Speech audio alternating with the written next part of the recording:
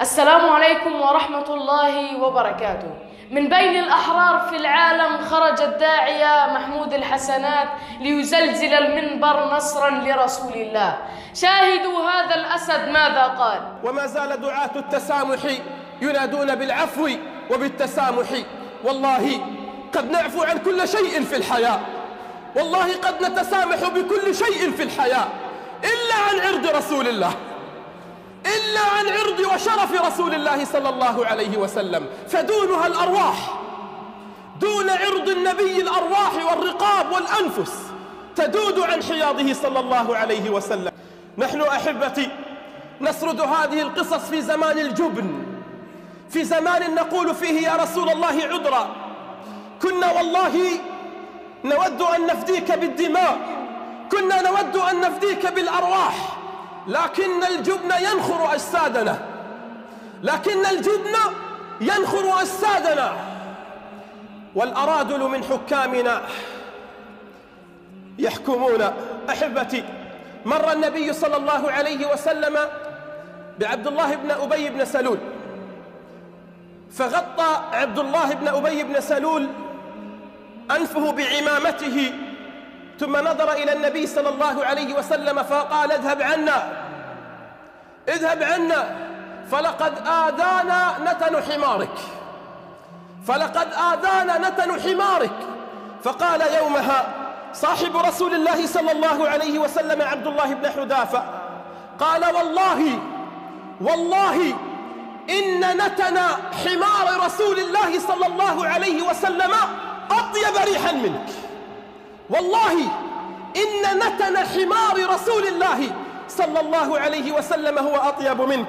بل اسمع أيها الحبيب، وفي عهد النبي صلى الله عليه وسلم كان هناك رجل أعمى له زوجة وعنده أولاد، وكانت تحسن التعامل معه، أي أنها كانت لطيفة في التعامل معه، إلا أنها كانت تسب النبي صلى الله عليه وسلم جهارا نهارا، فكان ينهاها فلا تنتهي ويزجرها فلا تنزجر. فذات ليلة سبت رسول الله صلى الله عليه وسلم طويلا، فتحسس هذا الرجل الأعمى المكان فوجد سكينا فطعنها فماتت، فأصبح الناس يقولون امرأة ماتت، فقال النبي صلى الله عليه وسلم: من قتلها فليقم. فقام الرجل قال: لما فعلت؟ قال النبي له: لما فعلت؟ قال: يا رسول الله، لقد كانت أم عيالي زوجتي ولي منها أبناء، إلا أنها كانت يا رسول الله تشتمك وتسبك ليلا ونهارا، وكنت أنهاها فلا تنتهي، إلا أنها هذه الليلة سبتك طويلا وكثيرا، فنهيتها فلم تنتهي، فقمت لها فطعنتها فقتلتها. فقال النبي صلى الله عليه وسلم بأعلى صوته: اشهدوا أن دمها هدر، اشهدوا أن دمها هدر. هذا من؟ هذا رسول الله صلى الله عليه وسلم. يا دعاة التسامح، يا دعاة التسامح مع من آذوا رسول الله، اشهدوا أن دمها هدر.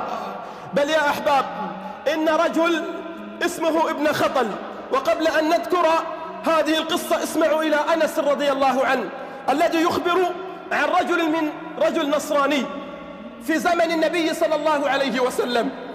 هذا الرجل أسلم وكان من كتاب الوحي، أي أنه كان يكتب الوحي لرسول الله صلى الله عليه وسلم، إلا أنه ذهب لليهود فارتد عن الدين، فصار يسب النبي وصار يشتم رسول الله صلى الله عليه وسلم.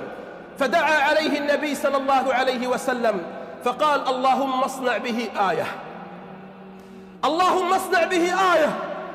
وها نحن في هذا الزمان ننادي ونقول: يا رب أرنا آيتك في من آذوا رسول الله، يا رب أرنا بأعيننا واشف صدور قوم مؤمنين من الذين رسموا رسول الله، من الذين آذوا رسول الله، من الذين تعرضوا لعرض ولشرف رسول الله صلى الله عليه وسلم. فقال النبي: اللهم اصنع به آية. فيا أيها الأحباب، ما إن لبث حتى مات هذا الرجل، فأخذوه ليدفنوه، فإذا بالصباح الأرض قد لفظته، فقالوا هذا فعل محمد وأصحابه، فعمقوا له حفرة أخرى فدفنوه. فجاء الصباح فإذا بالأرض تلفظ هذا الرجل، فقالوا هذا فعل محمد وأصحابه. فجاءوا ثالثة فعمقوا له في الأرض كثيرا فدفنوه. فجاء الصباح فلفظته الأرض، فقالوا هذا ليس والله بفعل بشر، هذا ليس بفعل بشر. فيا أيها الأحباب تركوه على الأرض، فصارت الكلاب أعزكم الله تأتي فتفتح رجليها على وجهه فتبول على وجهه. فصارت الكلاب تأتي تفتح رجليها على وجهه فتبول على وجهه. والذين يؤذون رسول الله لهم عذاب أليم، لهم عذاب أليم. هذا جزاء من ينتقص من رسول الله، هذا جزاء من يتعرض لرسول الله صلى الله عليه وسلم. بل انظروا إلى رجل في زمن النبي صلى الله عليه وسلم اسمه ابن خطل. هذا الرجل أيها الأحباب كان له جاريتين، وكان يأمرهما أن تسبا رسول الله صلى الله عليه وسلم، وكان ينشد الأشعار وهو يسب رسول الله صلى الله عليه وسلم.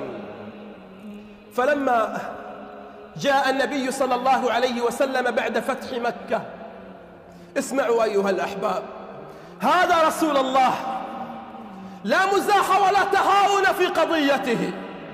كل القضايا قد نتهاون فيها، كل القضايا قد نتنازل عن بعضها، إلا قضيته صلى الله عليه وسلم.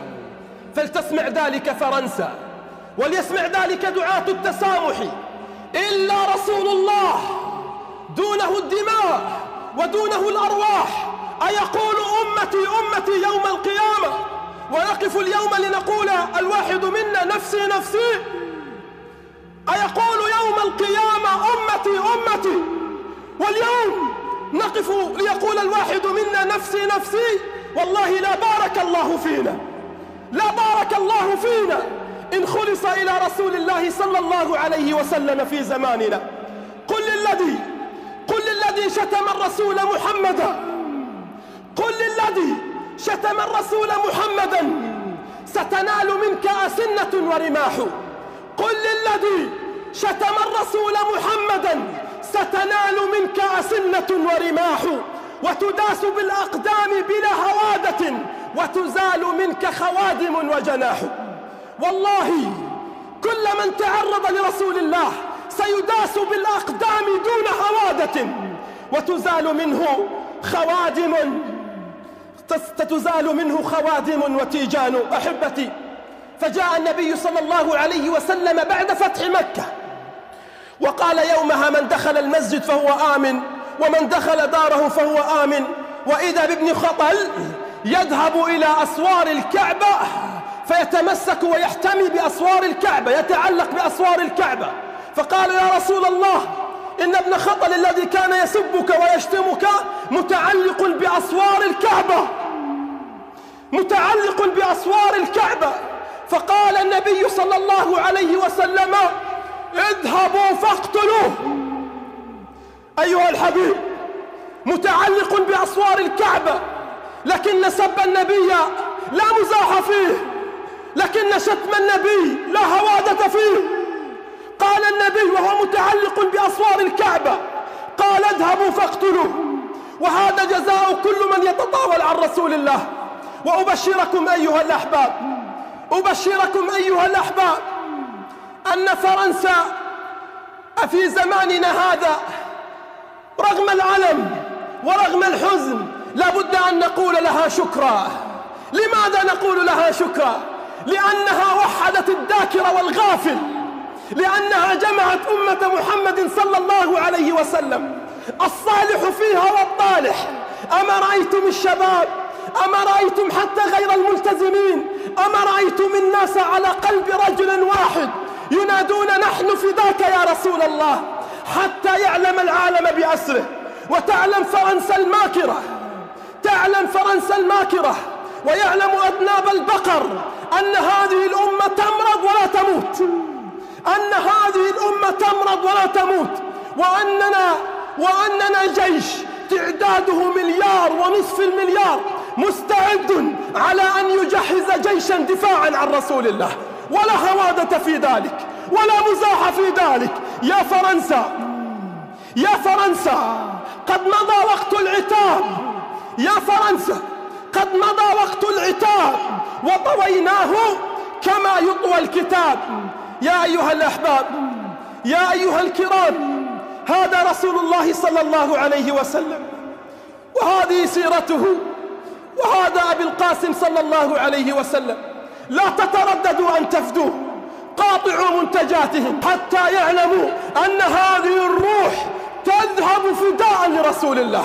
قاطعوهم، خسروا وأخسروا كل اقتصادهم حتى يعلم ذلك الذنب، ذلك الماكر مكرون أنه أساء لرسول الله، لكنه لم يعلم تلك العواقب بعدها، أننا أطفالا ورجالا وشيوخا ونساء جاهزون بأرواحنا ودمائنا لنفدي رسول الله صلى الله عليه وسلم.